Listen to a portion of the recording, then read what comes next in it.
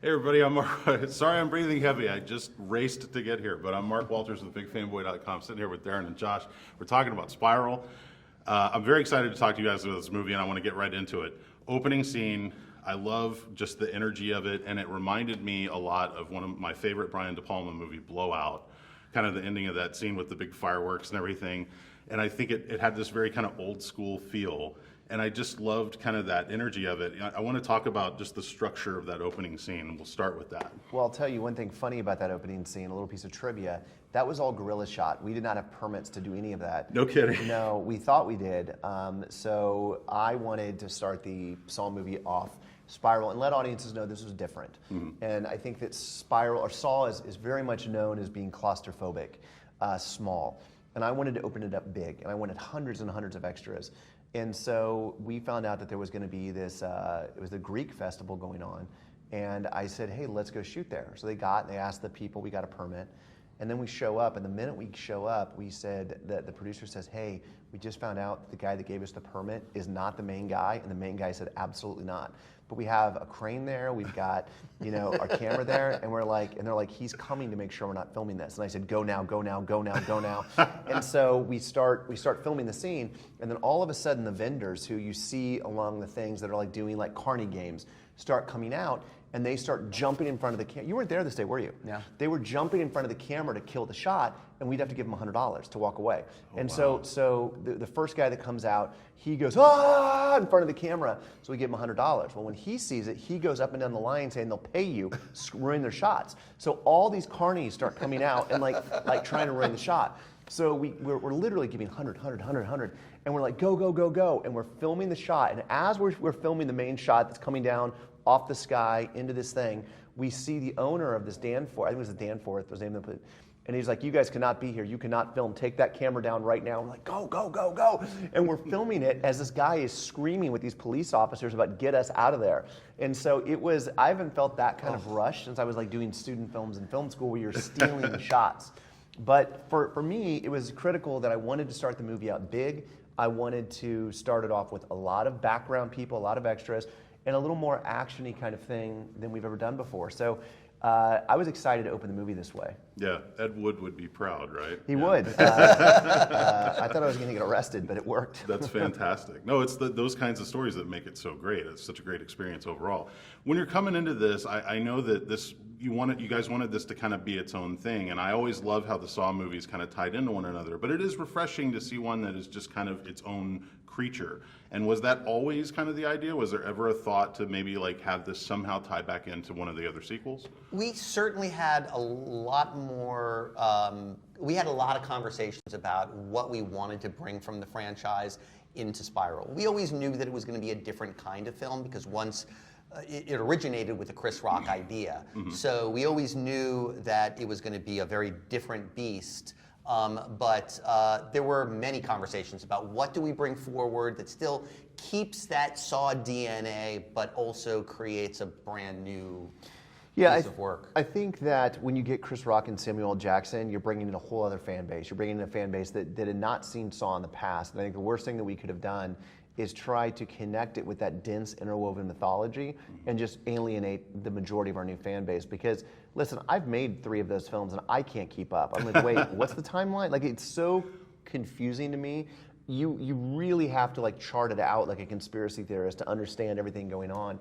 And so I think the minute that we realized that we were doing a Chris Rock version of it, we had to kind of hit the reset button a little bit. That said, and I've said this a bunch in interviews now, I don't think that this means because there's Spiral, there's not going to be a Saw 9. This is the 9th installment of Saw, but it's not Saw 9. This is Spiral, and there might be a Spiral 2, and there might be a Saw 9 and 10, which goes back to, it goes back to the original story of Hoffman and John Kramer and all of that.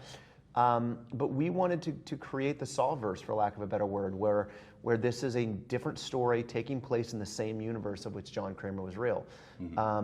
And I think what's great is there can be other stories like this. There can be, other versions of Saw taking place that don't involve John Kramer. Yeah. How collaborative was Chris? Because I know this, kind of like you said, Josh, it started with his kind of idea. How collaborative was he on this? Absolutely incredible. Chris Rock is one of the smartest guys I've ever worked with. He is a huge fan of the genre. He's a huge fan of filmmaking. He's a director. He knows his stuff. As a matter of fact, he was in all of our grill about, like, you know, for me about the dialogue and just really honing things. For Darren, about, he would come up to Darren and say, hey, let's, you know. Yeah, he'd be like, are you sure? Like, I was like, here's a shot, and he goes, are you sure about that? Like, he would, but the thing which was great about In a great Chris, way. in a great, Like, he was so respectful, and I was going to say, one of the things I really liked about him was he became my biggest champion on set, because, you know, you have Mark Berg and Oren Kulis, who are the kind of architects of the Saw franchise. They were with it from the very beginning.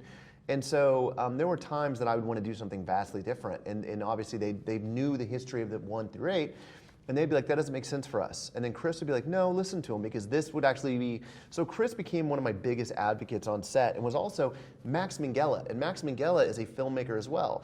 And he's this very prestigious actor and filmmaker. So I literally had Samuel Jackson that had almost 200 credits to his name, Chris Rock, who's probably the world's greatest living comedian and director, Max Minghella, who is this prestigious actor and director. So there were three. And grew up on a set, and his father was one of the greatest directors Anthony of all time. Minghella, So Maricel or Maricel?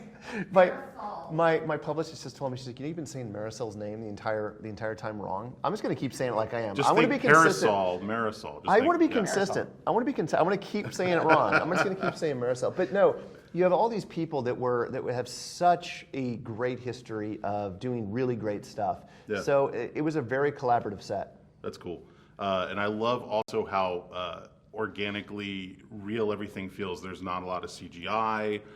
Which nowadays, I mean, I think that becomes such a trapping for filmmakers, and so to be able to see like these gooey practical effects, I appreciate that so much, especially as a child of the '80s who loved horror movies. I got in trouble last week on something I said, which I can actually talk about it now here.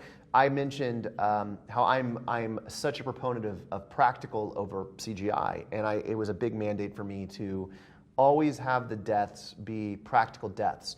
But I think what's great about a movie like Spiral is while all the things are practical, made by this guy Francois, who's been with us since Saw 2, the amount of CG things that no one would ever know or see, and I'll give you an example, like the train sequence.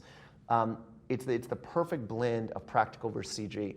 All of the gore is practical. You have the tongue, I posted a picture on my Instagram where you can actually see the mannequin they built, which is, it's photorealistic. You would never know.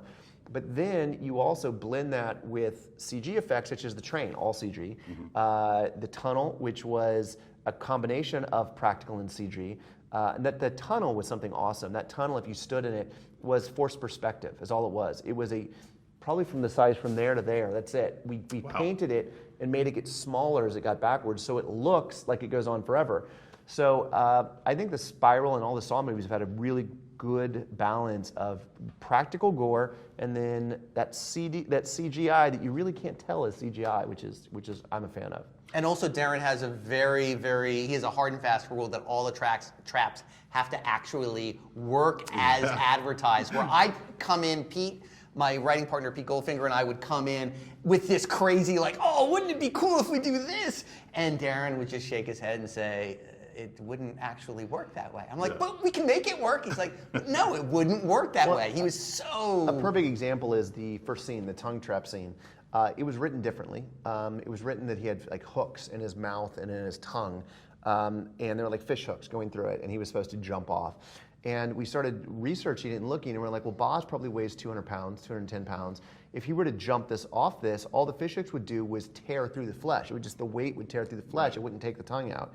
And so then we had to rethink the trap about how do we make it really tear a tongue out. And so then we looked at vices, and a vice kept it in place, and then it would hold the weight of 200 pounds, and it would eventually slip down and tear part of its throat. And so we literally go through this very intense process of making sure the traps do what we say they do. Yeah. Was there a trap that didn't make it into the movie? Yeah. Ish.